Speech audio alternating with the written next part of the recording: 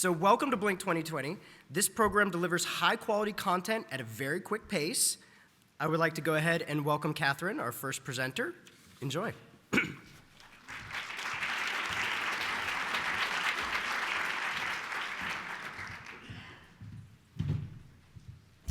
Welcome, everybody. Thank you so much for coming, and thank you to NCECA for putting on this incredible conference. I'm going to go ahead and begin. Pottery often has a relationship to its environment, and like most people these days, potters are also concerned with climate change. I'm going to pose to you 20 questions exploring our shared values with environmentalists on nature, sustainability, utility, and humility. I hope that you'll take these questions home to your studios, to your classrooms, to your artist communities, and consider them deeply later. This image appeals to ceramic artists like a close-up, atmospheric barium blue glaze. In reality, it's the Great Barrier Reef, a striking visual reminder of the effects of climate change.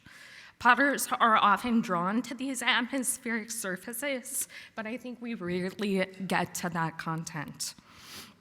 What do ceramic artists imply when they say things like they're inspired by nature, and what are the values of beauty being upheld? What about our natural world is inspiring and what is not?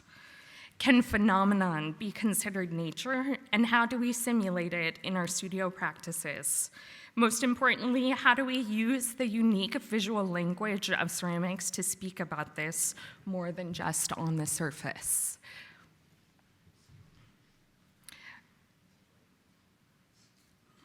Are our materials natural, and is there such a thing as unnatural materials? What does it say about our relationship with these materials if it is the job of a craftsperson to master them? What does our relationship with our materials say about our relationship with our environment, and how can we be mindful of this balance? Is allowing just the material to speak an honest conception, or is emulating observed natural forms, like sculpting something realistic, more honorific? Is it still seen as an imitation of nature when we're simulating geologic phenomenon, when it's not about living, growing, biological nature or ecosystems? Life is, after all, what we talk about most when discussing the effects of climate change. Can we view our own engineering as natural, of buildings, of cars, and of detritus, or does nature begin and end with what is not made by humans? Can studio potters have a land ethic where the whole process is not just about the end product, but rather carefully considers the decisions of our products and industry before arriving at the final objects? Maybe this is only effective as a group effort or community policy, but individual actions are significant. And while many ceramic processes are in no way environmentally friendly, what details of our studio, material usage, making methods, and firing processes unnecessarily contribute?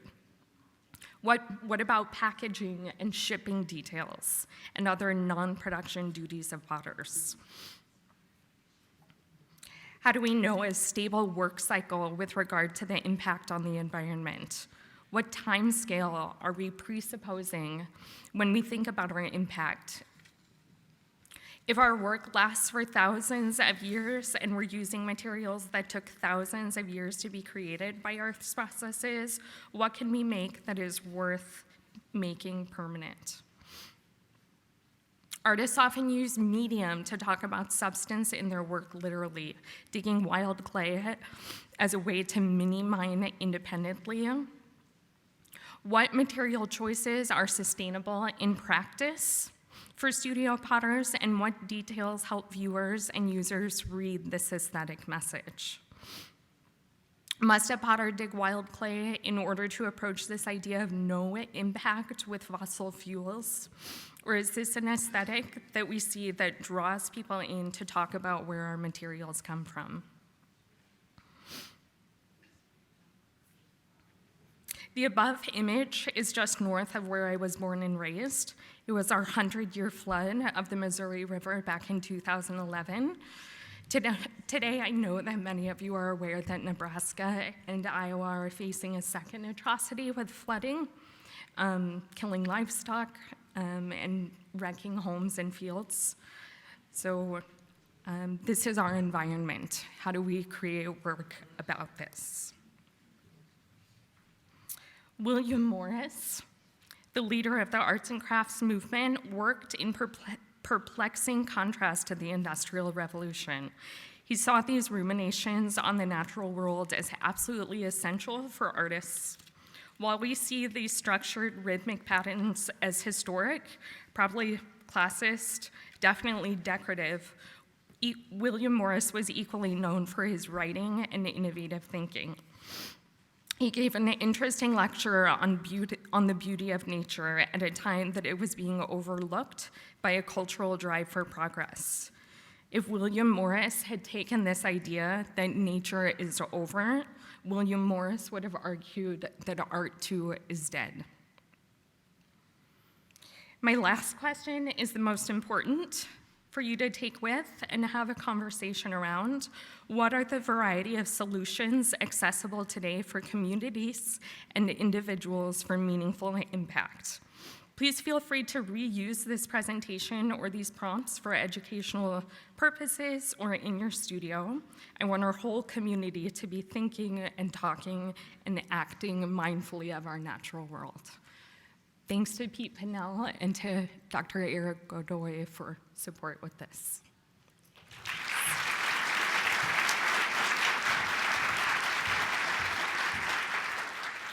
Hi, everyone. My name is Tiffany Leach, and I'm a ceramic artist and educator at Jacksonville University in Northeast Florida, and I'm presenting today on community through the lens of parenting.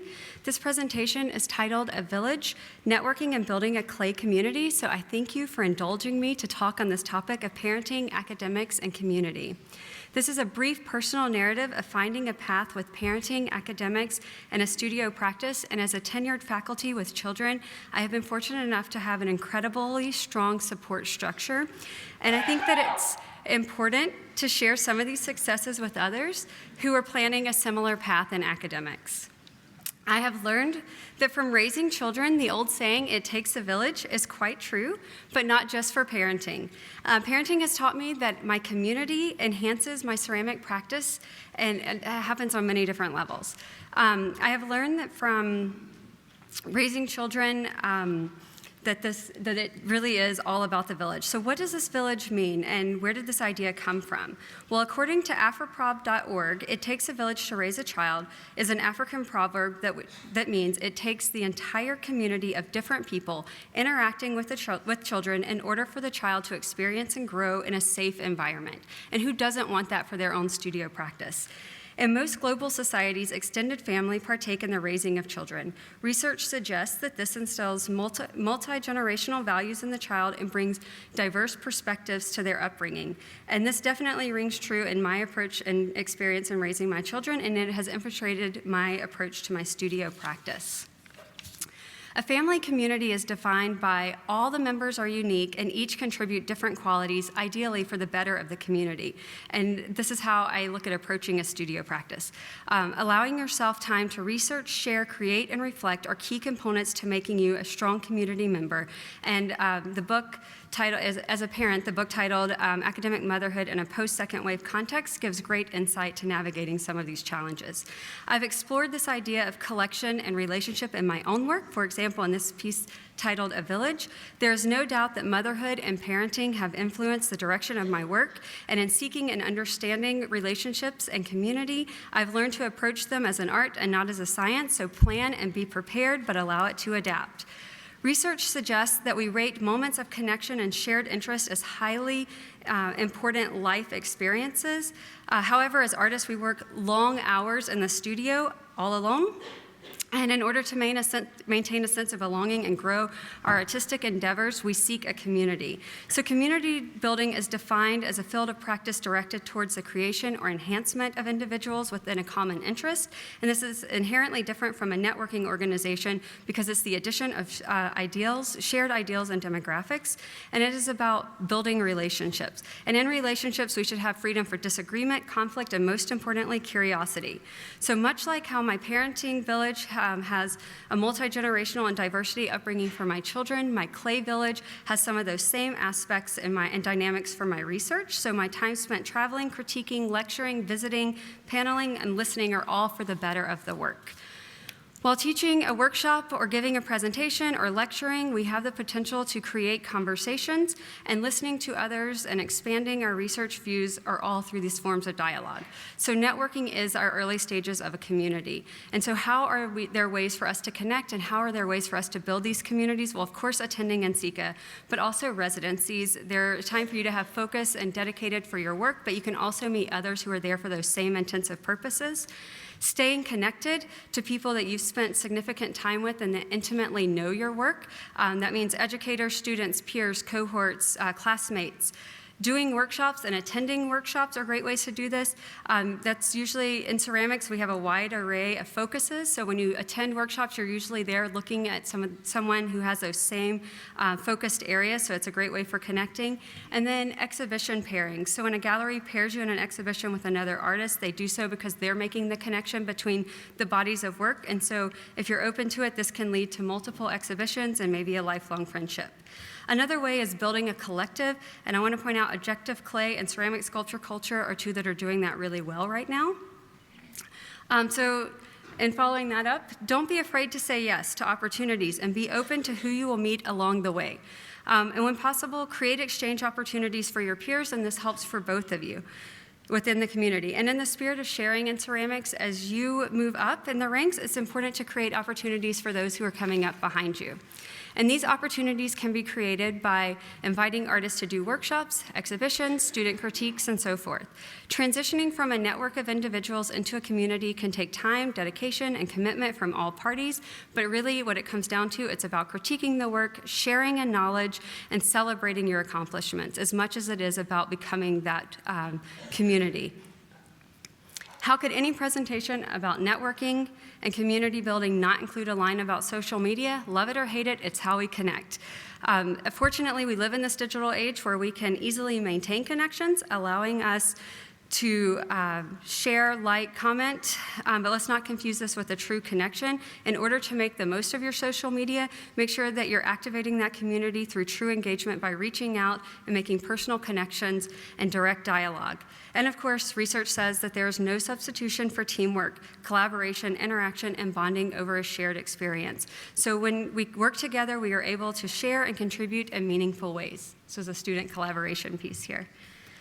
As humans, we have an innate desire to be in community with others, to be accepted, and to thrive.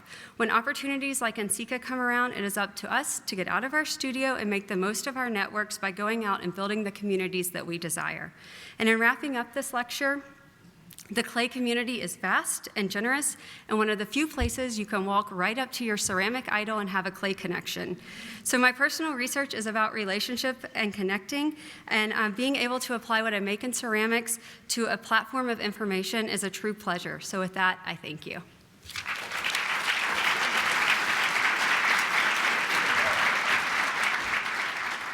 Good morning.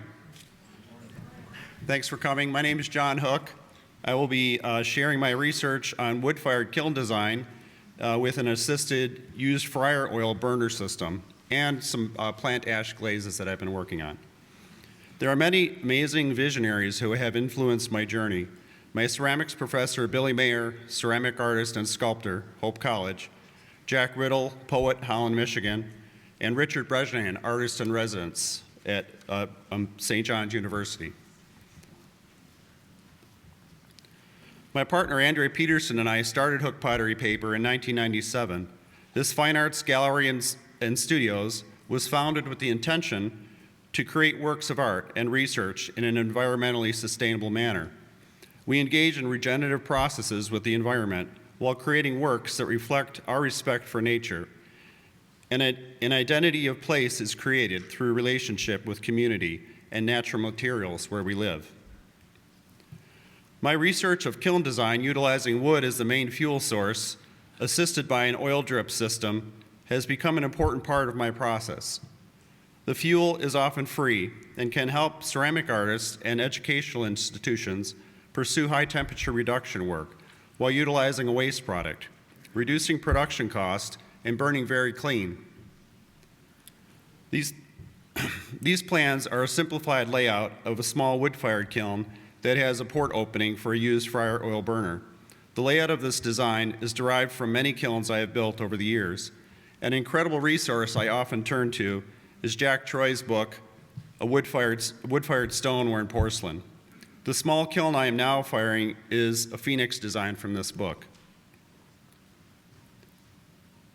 The use of recycled plant oils in rural farming communities as biofuel has been well established for a number of years. There are many ceramic artists using recycled oils in kilns today.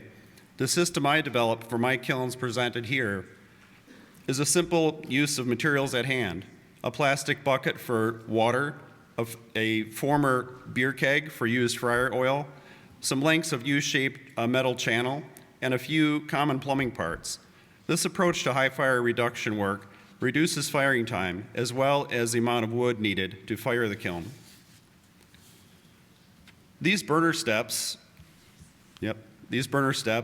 are the main connection point to the kiln for the oil and the water to achieve a combustion. It is important to place the steps not too far into the kiln. The bottom of these steps used to be about 10 inches longer. Actually ruined a whole kiln load.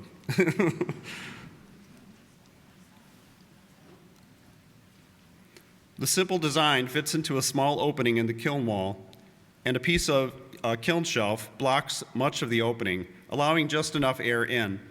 The steps are held in position by a wire attached to the kiln shed roof. This water bucket on the left has an exit near the bottom using a short section of a hollow threaded tube and rubber gaskets, then transitions using hose clamps and clear tubing, and then to copper tubing as it gets closer to the burner steps. The needle valve on the right allows adjustment of water to drip onto the burner steps. The water creates a controlled grease fire, combining with the oil. This former keg of beer keg is ideal for the used fryer oil. The bottom is bowl-shaped, which collects sediment. The exit valve is located just above the bottom. The plumbing parts include a standard threaded outside valve used for a garden hose, 2 feet of clear tubing so I can see when the oil is flowing, and again changing to copper tubing near the burner steps. The oil is delivered to the top of the burner plate near the water tube. The water bucket and the oil keg are elevated on a shelf, allowing oil and water to be gravity fed into the system.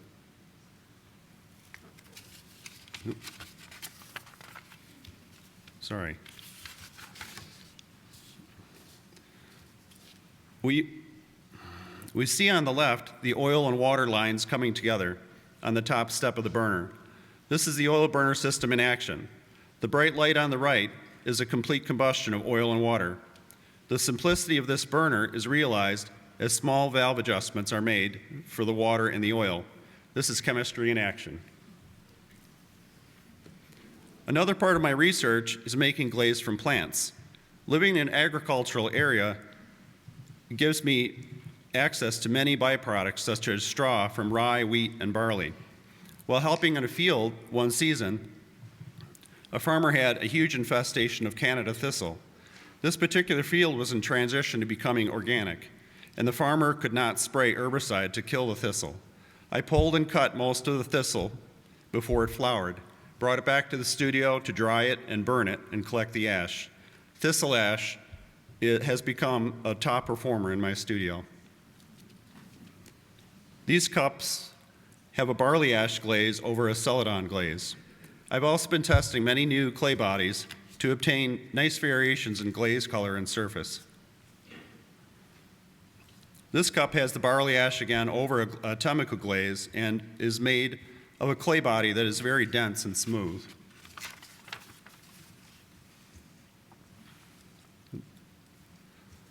This vase has a glaze made from local clay that I dig in my yard and ash from the black locust trees that we use for heating. The clay and the ash are mixed to make this simple glaze, a nice connection of earth and trees. When in the woods collecting firewood, there is often some natural formation in a branch or fungus growth that catches the eye. These gems return to the studio for further exploration and development. This piece is called Opportunist. This piece was formed from the interior of a hollow tree. The side is a natural ash deposit from the wood kiln, and the top is an Oribe glaze. This piece was called Water Tree. The used fryer oil system I have shared here is a vital part of my studio operation as I work alone. The reduced use of firewood is awesome. The connection to the raw glaze materials has awakened a natural alchemy and shows how ceramics can be a regenerative process. Thank you very much.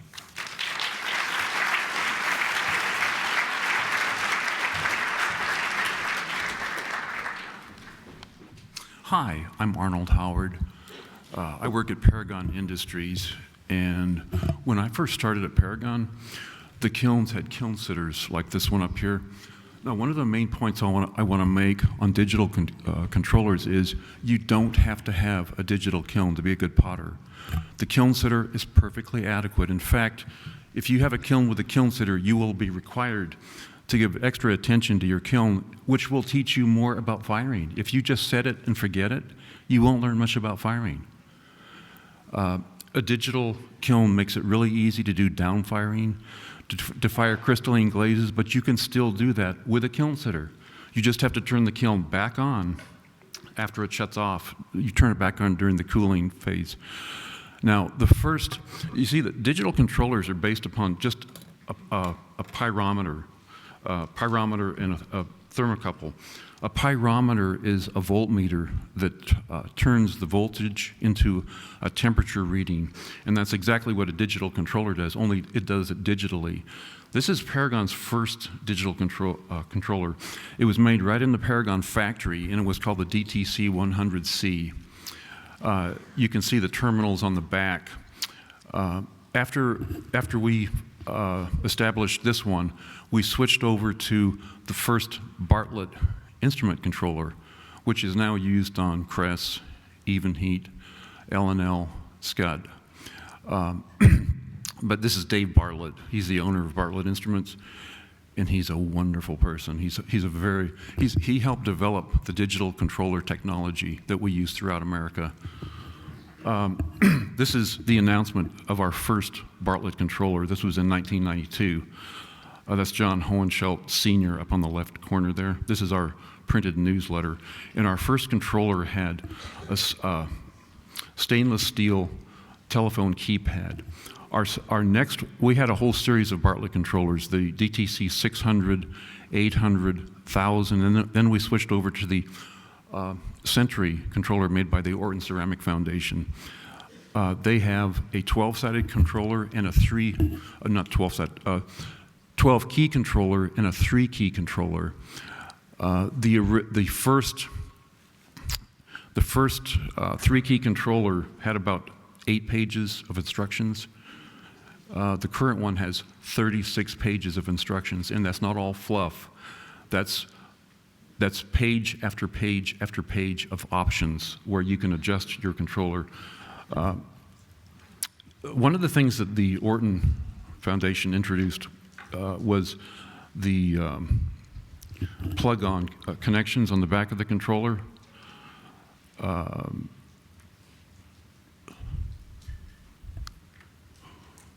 Okay, here's the DTC 100 had 4 pages of instructions. The DTC 600 and 800 had 4 pages of instructions. The manual on the bottom there is the new one, 36 pages. And if you want to see all the options, you can come over to the Paragon booth. It'll take a while to show them all to you. This is the AOP outlet. This is where the controller can turn a vent fan on or off throughout the entire firing. The controller powers that receptacle on the side of the switch box. Now, you can also, if you have a manual fire kiln, you can get a digital controller and control your kiln digitally. It could be a 30-year-old kiln, it doesn't matter. If you want to get into digital, but you really want to keep your old kiln too, this is the way to do it. Now, one of the advantages of a portable controller is that if something goes wrong with a controller or a thermocouple burns up, you can still fire your kiln manually with switches. This is what the thermocouple block looks like. This is an intrinsic component of the digital kiln system. And when you replace your thermocouple, you're going to be looking for that inside the switch box. The digital kiln is actually a very simple system. It has a transformer, the controller itself, a thermocouple, relays, and then of course the elements. And this is the entire system all laid out.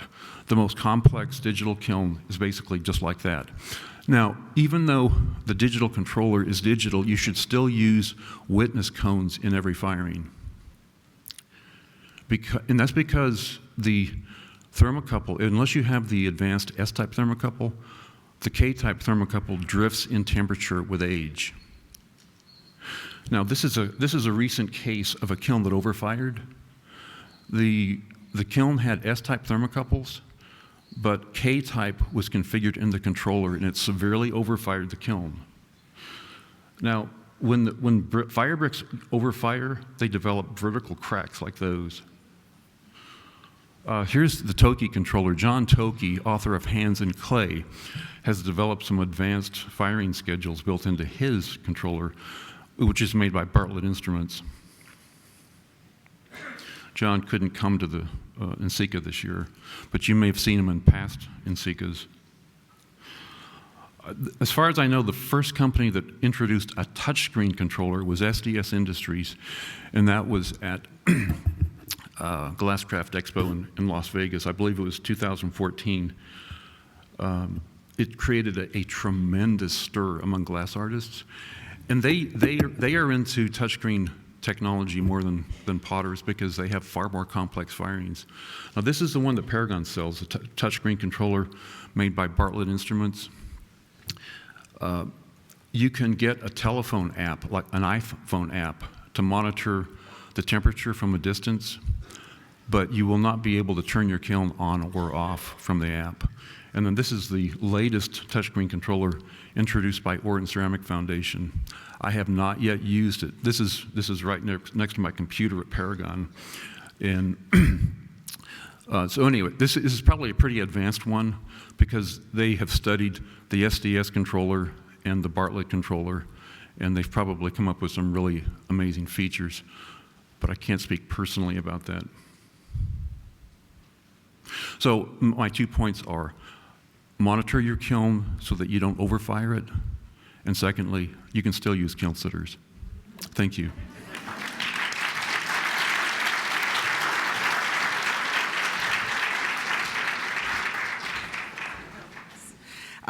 Nadia Miren Nindajnakas, Kiriganzibi Anishinaabe First Nation. Hello, my name is Nadia Miren. I'm from the Kiriganzibi Anishinaabe First Nation. I'm very happy to be here with you today. And I'm currently living in Montreal and working at Concordia University, and I am a Canada Research Chair in Indigenous Art Practices.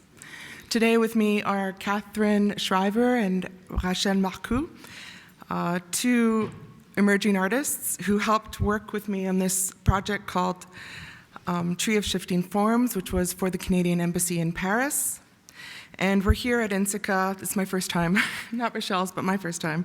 And we're here at NCECA because the tree was mostly made out of ceramics and integrated ceramics and Algonquin weaving methods. We've titled our talk, or our subtitle is Transcultural Movement between ceramics and textiles. So I'm ready now, Les, thank you. Much of my work draws inspiration from the cultural traditions of my Anishinaabe ancestors, and as such, my practice looks at the spaces where cultures meet, where ideas and tools and meanings shift, and when objects really become transcultural, existing in two worlds and often meaning different things in both worlds.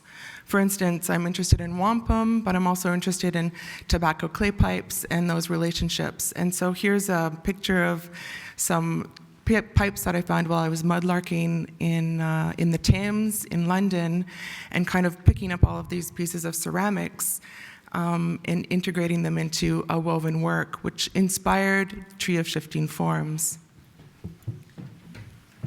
So basically, Nadia came to me and other people as a way to produce a very large amount of replicate those beads, because it would have been just super hard just to collect those. So we had to find a way to produce like about 52,000 beads of those to create the tree. So basically, me with the team, we just found a way to actually hand make those, and this is a graphic representation of how we managed to do it. Once the beads were made, we strung them, and then we dipped them in oxides and terraciges, because using glaze would have been kind of complicated for the firing of those large amounts of beads. So we created saggers into which we were able to fire a large amount of beads. So once all 52,000 of those beads were made and dyed and strung and sorted by size and color, we started the weaving process then.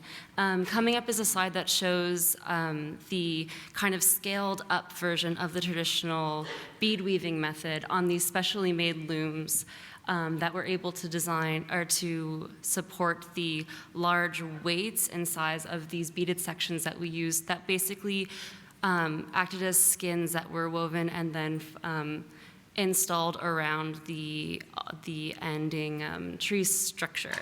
And the problem with the tree was that because these beads are tubular and because of our woven sections needed to be wrapped around, the tree does have branches. And so there was some complicated weaving that we needed to do to make a pattern that would fit around these rigid beads around this branch junction. So Rochelle, being the ceramics expert, she kind of married the advantage of making our own ceramic beads with the textile weaving by making these, by sculpting these special beads that had the actual joint of each individual branch, or the actual angle of each individual joint built into them so that we could weave directly all of the nitpicky stuff that needed to be calculated right into the weaving. We did have some spare pieces after this project, and so simultaneously we were also exploring bead weaving techniques, but to weave in the round. So I've only seen it in fiber practice, but I haven't seen it in bead making practice. We're interested in creating kind of an idea about like a tobacco barrel, because the project Code Switching really looked at the relationship between tobacco in Empire, in kind of Scotland and UK and North America. And so again, Rochelle kind of created special types of beads. Yeah, I don't know what you would call them. Yeah, like a sort of a round weaving technique for beads. So basically, in weaving, you have the warp, and you want to hide it. So we created those sculptural V beads in order to kind of help with the incrementation of each beads. And yeah, it was just a nice, interesting way to sculpt. And we're also kind of like just exploring the relationship between ceramics and textiles and working on different types of, ceramic kind of bead production to create these textiles. But I don't know if I think we've come to our minutes. Yes. Oh, no. Well, yeah, I guess basically the point of this presentation is really to talk, about Nadia's work and her practice transculturally, but also about the idea of using ceramics and as this collaboration with textiles to make different kinds of textiles, but also to use the sculptural properties of ceramics to facilitate this a more sculptural kind of making. Yeah. We'll be happy to take any questions later. I have some postcards with my contact information if anyone's interested, and thank you for your time.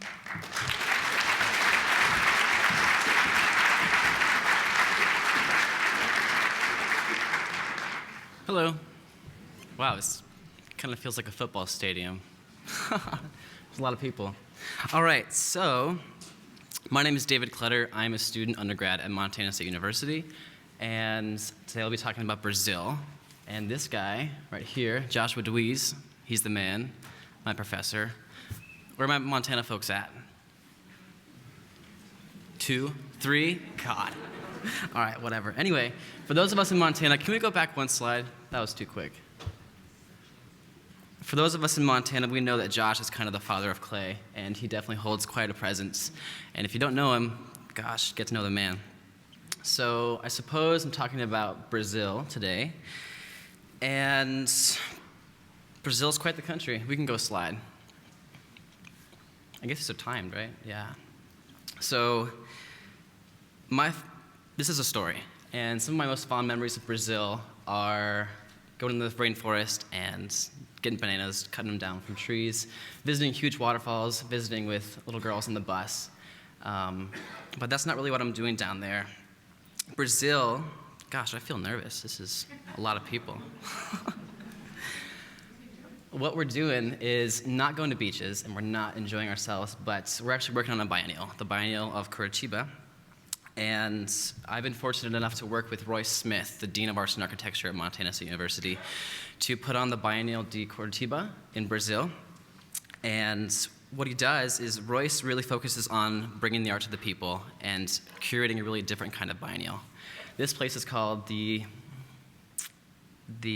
Municipal Arts Center in Curitiba, and it's this sort of multi-purpose place for theater and exhibitions and studio spaces. And what we did down there in fall of 2017 is we went down and built a kiln as a part of the 2017 biennial. The first group of students went down in September and started the project in conjunction with the biennial, and a second group of students went down in February of last year to finish it up. And it's a way of connecting art to the people and really having more of a multicultural experience, not only for just curating art, but also exchanging cultures, which is really beautiful. I don't know if I have time, Jesus. So this is sharing cultures at the biennial, and there's multiple projects that were going on there. This is Jeremy Hatch, one of the professors at Montana State University, and he was doing a project of which he's emulating the lock bridge in Brazil, creating locks and connecting with local citizens as well as students and professors and staff from Montana State University, and doing a project where we create these locks and put a love lock onto this chain link fence as a part of the biennial. Slip casting, and this was at the Memorial District in Brazil. This is Josh DeWeese here doing it, and most biennials that you'll go to, you'll notice, or maybe the ones that you've been to, you have to go to the museums and the galleries to experience the art. But what Royce is really trying to do is he's trying to bring the art back to the people in a way that's relatable and across different strata of the population. So what you'll see in the next slide is this is the Oscar Niemeyer Museum. It's the biggest museum in South America, and that's typically the way that you experience art. You pay $20, you go into a museum, and it's this sort of like hands-off experience. But what Royce really wants to do is bring art to a whole new scene. On the right here is a gay bar in Brazil, and there was art exhibited in that bar. And when you put art in places where people want to go, people are going to want to see the art, which is what we're doing moving forward in Brazil, is we're curating a biennial and doing something that we're calling the circuit of cafes and restaurants. And what that means is we're putting glasses and cups and plates and bowls into restaurants around Curitiba.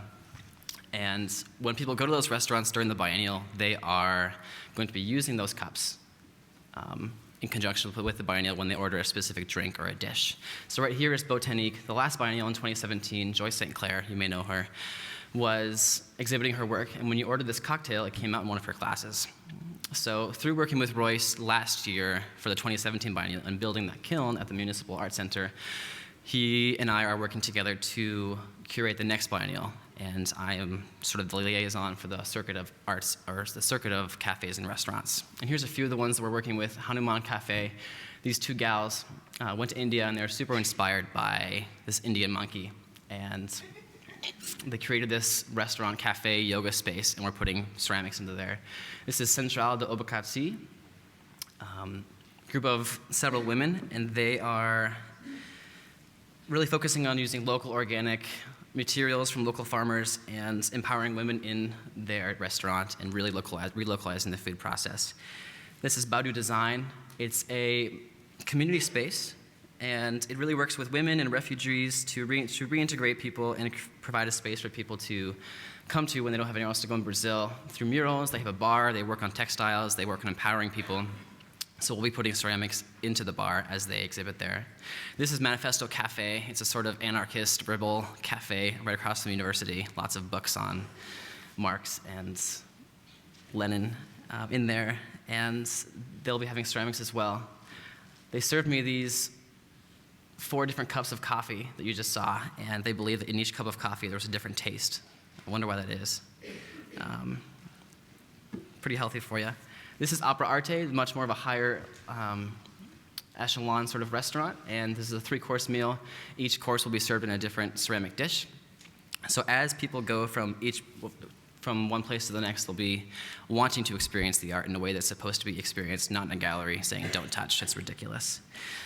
This is what it takes to plan a biennial. This is Royce Smith planning with the president of the biennial and one of the biennial staff, going over what's going to be exhibited where, because not only are we exhibiting in restaurants and cafes and bars, but we're also exhibiting in museums and galleries and trying to cover multiple strata across the city so we can get like the whole population experiencing art in a way that really isn't done anywhere else. In many other biennials, functional utilitarian ceramics are not actually used or seen in biennials. Like you may go to the Venice or the Istanbul Biennial or even the Whitney Biennial, and you won't see functional utilitarian ceramics, which is a bummer. So we're trying to change that. Man, I need a little more time. Can you go back one slide?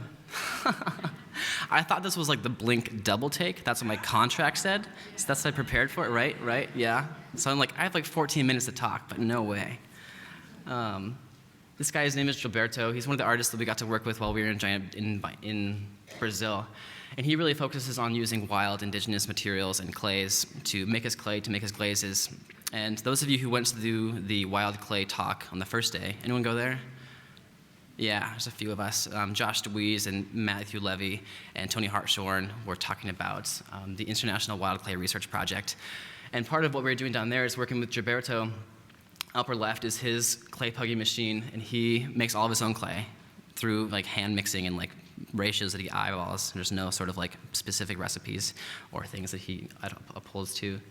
Has a beautiful property, loves to spend time outside, and the International Wild Clay Research Project is now international,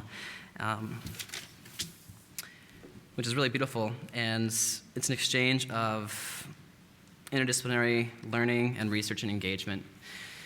So Brazil, it's not only about, being down there is not only about looking at art or curating art, but it's really about connecting people across the world and doing it in a way that's meaningful. That's probably my cutoff, but yeah. Hello there. Welcome to my presentation. It's going to be about thoughts, process, and the thought process today, and changing from usable art to non-functional art and what that sort of consists of, as well as a look at my personal journey over the last few years and how that change has happened and occurred for me. So, without further ado, let me introduce myself a little bit. So I've been throwing for 9 years. I started at OPRF HS, OPRF High School. Big shout out to Miss Penny Ebsen, who was my teacher there. Going forward to Edgewood College, where I still work out of their ceramic studio. I majored in art therapy, which is why I have this interest in looking about how people perceive art. And this first piece is a good show of a nice made piece. I actually made this for my aunt about 3 years ago, and it was where she lives. She's in Seattle. There's Mount Rainier there. It's a nice show of image, good quality of throwing, and it comes together as a nice piece, but it's lacking some sort of definition or plot, if you will. Now, these pieces are further down the line in my career where I actually was introduced to the Anagama wood fire kiln, and I'll go into that with more detail in a little bit. But I'd like you guys to observe the kanji written in Japanese, the beautiful stoneware that was fired, and all coming together with this form, the materials, the idea behind it, creating a full piece. Now, first was a changing of thought process, how I perceived other artwork and how you look at other artwork. You have to expect yourself to think about it in new ways and dynamic ways that you may have not thought about it before. That then changes your own thoughts about your own pieces and then your own process. A good way to perceive that would be the thoughts as the ink and the pen as the process. So this is actually from high school, and this is a good show of unity through color theory as well as texture and design going into this, but there's no background depth. I believe a lot of usable pieces, any piece has a plot. Usable pieces have the plot of what they are intended for. Non-usable, like Cave Dwellers, which I made my freshman year, which is red earthenware with majolica and underglaze over it, has it's non-functional. It's not for use. It has a rough surface, and it's hard to eat out of it. It's hard to use, and it's a larger piece as well. But looking at it as something, as a canvas, as its plot is what you put onto it. As artists, our statements are what make us powerful and what bring us to the public and show and broadcast our thoughts and the change that might need to be changed. And so, using traditional techniques, the onigami kiln was introduced to me my sophomore year of high school, or of college, pardon me. And that was through David Smith, and this is actually at his farm. This is a 20-foot by 10-foot submarine of a kiln. Super fun to fire off, a lot of work, and a huge appreciation for the history that went into it. Because of it, I was able to create this amazing set, this sake set called Nakama, which stands for friendship in Japanese. And you can see the kanji for Nakama in the centerpiece there. And that actually represents the head. And this is actually a representation of the Yakuza family. So the Yakuza believed in this idea of exchanging sake cups, and that was called Katame no Sakazuki. And when that occurred, you became part of this brotherhood or sisterhood or this family. And there's porcelain as well as stoneware to represent the higher and darker sides of the Yakuza operations. There's pictures representing the if you will, admirals in this army, this huge organization, and then their underlings. And it connects the form of the stoneware, the materials, the onigami kiln, as well as the thought of this entire family coming together and creating this amazing organization. Next, there is this amazing opportunity that I acquired by going to Edgewood College, and that was working with Hungbo Zhu, who was a teacher from Jingdezhou in China. And he came and he was a master of calligraphy as well as ceramics, and that really sparked my interest into brushwork. And that delivered so much more because the surface, like I was saying, is where that plot really appears and makes it visually accessible to people who are maybe not so far into the niche of ceramics and understand what we're doing. So the whooping crane series was actually about the endangered species, the whooping crane, and by making this series, I was trying to reach out and envision what the world would be like without them, and maybe these might be their tombstones one day if we're not careful. So it's an activism piece, and there's a meta thought that goes into it. We're thinking about thinking. You're thinking about, oh, the whooping crane's environment. Well, what's in there? What sort of woods could we use to fire these pieces so that the same habitat goes into their, so to speak, resting place? Now, the whooping crane has recovered quite well, and it's gone a good path. But is a great example of an activism piece that you could use or reach out with non-functional items. I even added literature and did a full poem throughout a platter series for this.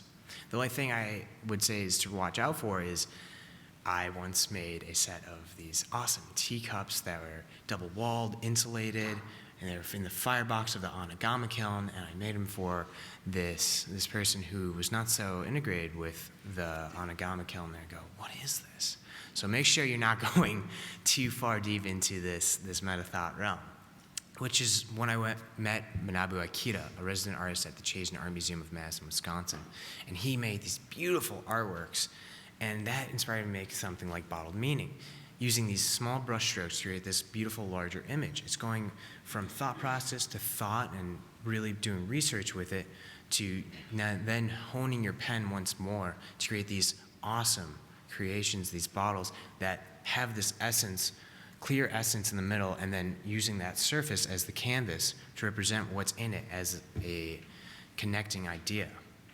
And I've just started going into paper clay as well, and using that with the Onigami kiln to show the actual fire inside there and the process of the kiln, the hot spots, the cool spots, the ash that brushes onto it, moving throughout the clay, making a much more organic series.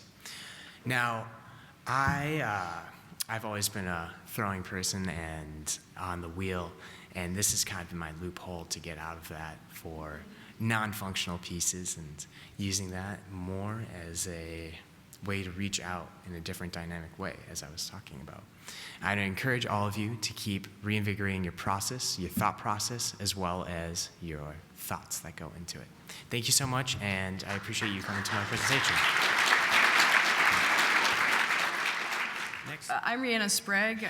And I am Ava Carney, and we are here to talk to you all about the Chicago Park District, its history, what we do there, the cultural programming at the parks, and also the 4 new artist in residence programs that the city is supporting, and just the amazing things that can happen when there's municipal support for the arts.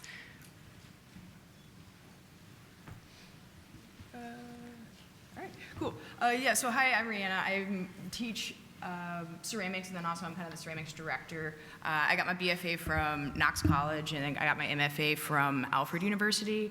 This is the first kind of pilot program. Ava is the artist in resident that we were really trying to kind of focus on how do we move art into kind of a community setting.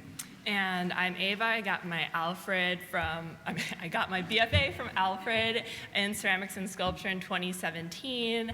And I started the athletic field residency in September, this past September, and I've been working really closely with Rihanna to develop the program there. So I've been doing a lot of teaching, and also. Yeah, so we're just trying to figure out how to move the Park District, which started in 1934, as a way of, they started kind of earmarking places for community spaces, and kind of thinking about this motto of, like the Chicago motto of a city in a garden, and then the Park District motto, a garden in a city, is this way of really how do we start to integrate these ideas. So these historic images show the collaboration that went into the design of public spaces throughout the Park District. At left is a field house by architect Clarence Hatzfeld and a garden and outdoor sculptures by Jens Jensen. So just a lot of collaboration between different artists and designers. Just recently for Park District spaces, we've had a lot of wood ash trees that are dying out from different diseases. And so what we're trying to do is create spaces where these trees are dying and turning them into art projects. Right now there's about 70 of them throughout the city. There's about 300 public art pieces just around the city. The Chicago Park District is also the largest municipal park manager in the nation with over 8,800 acres of green space, more than 600 parks and 260 staffed field houses. Also 11 of the city's museums, like the Art Institute of Chicago and the city's botanical conservatories, are on park property. Yeah, so we've got about 6 different ceramic studios around the city that are mainly focused on ceramics. We have about 9 in total that have kilns and functioning objects. And we're just really trying to add different courses too, where we have courses related into craft like jewelry and lapidary. This is the ceramic studio. This building was built in the early 1900s, actually as a building for public showers, and was converted into a ceramic studio in the 1940s for China painters. And now it's still a full functioning studio today. Yeah, so as you can see on the left here, that there's actually a stool that was actually stamped by the WPA, so actually kind of dating when these studios were actually opened as a way of the Park District trying to keep craftsmanship and knowledge of craft alive. And through that, we've got about 150 students that we serve. Just my Park District alone serve 150 students for 4 sessions for the whole year, 10-week classes per session. And we range from slip casting, wheel throwing, hand building, and then we also do cone firings of 04 to cone 10. And this is actually a picture of classes of people that are visually impaired, to really trying to reach out to different demographics of ages and people with different abilities.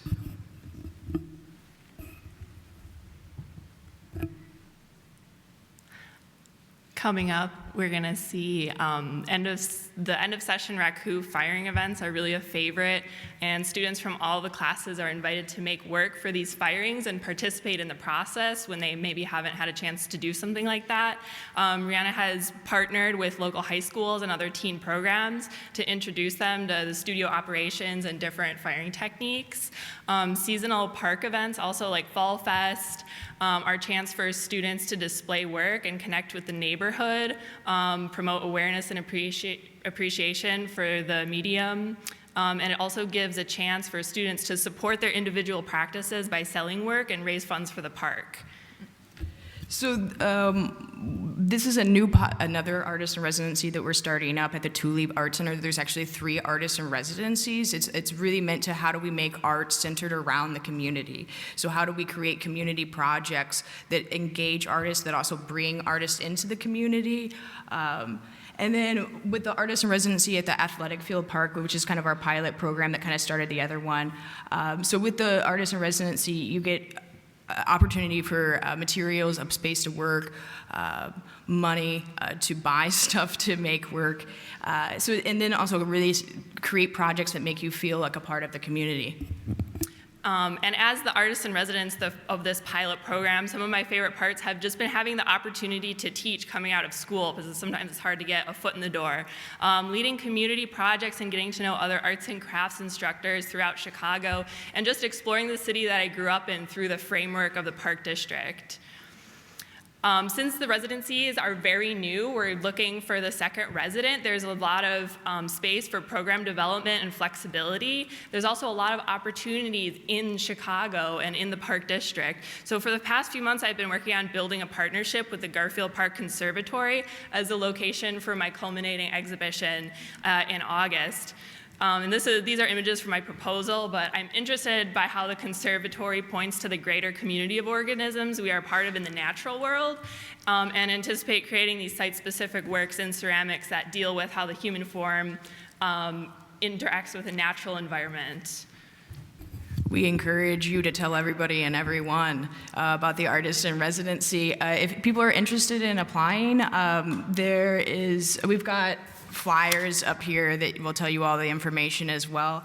And then we also have an open house coming up if you are in the Chicago area.